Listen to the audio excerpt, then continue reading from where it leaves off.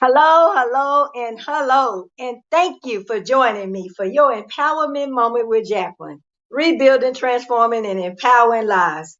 Oh, helping you run out of your past into purpose. Yes, yes, yes. Well, today I come with first a PSA. What is a PSA, Jacqueline? Your public service announcement. I want to tell you, this is your winning season. Yes, yes, yes. This is your winning season. I wanted to come out the gate. I wanted you to have that announcement. I wanted you to know no matter what you are dealing with, this is your winning season. Yes, yes, yes. In your business, in your marriage, my God, in that very thing that you are doing right now, this is your winning season. The thing that God has called you to. Yes, yes, yes. Well, by now you should have realized the enemy has set up war against God's kingdom. And you and I are the chosen one who are standing in the way. We have been forced right now to enter into war. There is a war going on, two kingdoms fighting. And yes, we have been forced to, with our blessed self, to enter into this fight and fight the good fight of faith. Yes, yes, yes. But the good news is we can put on the whole armor that we may be able to stand. Oh my God, against the wiles, the deception, the enemy. Yes, yes, yes. Thank you for that we can put on the belt of truth. I'm so excited. I'm so excited about this winning season that you're in. Listen, the enemy has and is and has always been taking advantage of people's circumstances, situations, lack of knowledge. When I was growing up, I used to always hear, what you don't know can't hurt you. Let me release another PSA, public service announcement. Today, we are in a war with Satan and he's against God's kingdom and God's people. And what you don't know can kill you, harm you, cripple you, because there is a predator, a snake, a manipulator. There is an adversary that would take advantage of your lack of knowledge, that would take advantage of your losses, that would take advantage of your setbacks, your past, your pain, and your problems that you are going through, that you are facing right now. There is a enemy who would take advantage of all of your mishaps, the things that has happened to you. The enemy wants to really destroy the plan of the redemption for God's people. The enemy wants to come up against the plans. He wants to prevent the fulfillment of God's plan and purpose for your life. If you look back, you can look back and trace how the enemy works. Cain killed Abel, his brother. But remember this.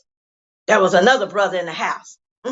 Seth. God has chosen you right now to be the other person in the house, in the city, in place right now.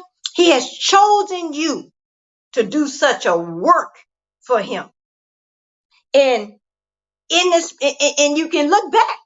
Just look back. As you look back over your life, or as you studied and as you read, there was a plan in place a long time ago for corruption. So now there's a plan in place right now, corruption of the human race. But God got somebody else on the scene. He had somebody else then, Noah, and he had Esther. And God got somebody right now in your city. In your city, wherever your zip code is, wherever you live, God has a ram in the bush. The enemy is trying to corrupt the whole human nation. You can look back and think about men and women who are wounded, leaders who are wounded. Well, you look back. In the Bible, in the book of Esther, there was a man named Haman who was wounded. And he wanted to kill a whole race. But God still had somebody in that city. somebody who would pray. A girl named Esther. Mm-hmm. You have to be careful what I'm telling you right now, because you and I are chosen. We are standing in the gap. We are the ones who are in the way in this kingdom fight that we are in. And you have to be careful right now to make sure that you put on the belt of truth, that you get truth, and that you understand who you are, what you called to do. You make up in your mind who you're going to serve and how you're going to serve it. I truly believe that God birthed prayer in the city, oh my God, in me 3 years ago, for the purpose of his plan for redemption, restoration, revelation.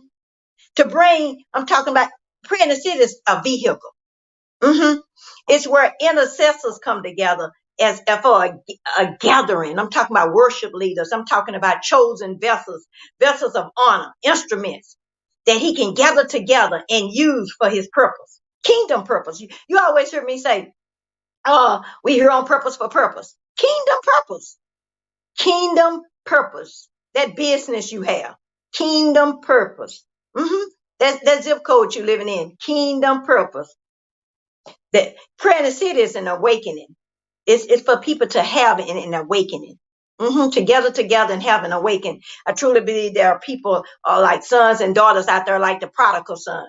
He was happy for his inheritance. He wanted it now. So many times people want it right now. He was excited about going into the world and doing everything he was big and bad enough to do. He gonna start this. He gonna do this. He gonna do this. And whatever his flesh felt like doing, the prodigal son got out there and he tried to make it, but he squandered up everything. You have to be careful about getting things too soon before you understand kingdom purpose. So I truly believe again that prayer in the city is here so that you can come together and have an awakening. Having an awakening. Awakening is being prayed for by intercessors all over the world right now, by leaders all over the world right now, that people can have an awakening. The woman that came to the well needed an awakening. Thank God for Jesus being sitting there that day, who gave that girl truth that she could replace with a lie. Revelation met that girl that day. She dropped the water pot and became an evangelist. Revelation is waiting on people right now today. Revelation. The woman with the issue of blood. Some people have been sick a long time. And that woman got up one day and God awakening her spirit, gave her what she needed to do. It didn't matter about the crowd, the people, nothing. She was like, if I can just touch the hem of his garment, I could be made well. And some of you right now, if you can just get truth about your situation, if you can get truth about this war that we are in, if you can get truth that you are the chosen one that's standing in the way, you can make an all-out talk. I'm talking about big decision. My brother, my sister, it is awakening time. Another PSA announcement. We always saying prayer changes things. Prayer changes you. Prayer changes you. Second Chronicles 7:14 says, if my people who are called by my name will humble themselves and pray and seek my face and turn, the way that you was going, the things that you were doing, the way you was thinking, turn, get a revelation from their wicked and evil ways. Then God said, I can forgive. Do you know forgiveness needs to take place so that God can heal the land? There are some people and some things that has happened, and people are angry and going through a whole lot of different things. But today is the day of turning. And all I'm telling you today, as I come, my goodness, to tell you is that Satan has raised a war against God's kingdom. And he's using murder. He's using strife. He's hatred, violence, principalities, rulers of darkness, people, spirits in high places. All I'm telling you is prayer in the city is taking place every third Saturday of the month at 10 a.m.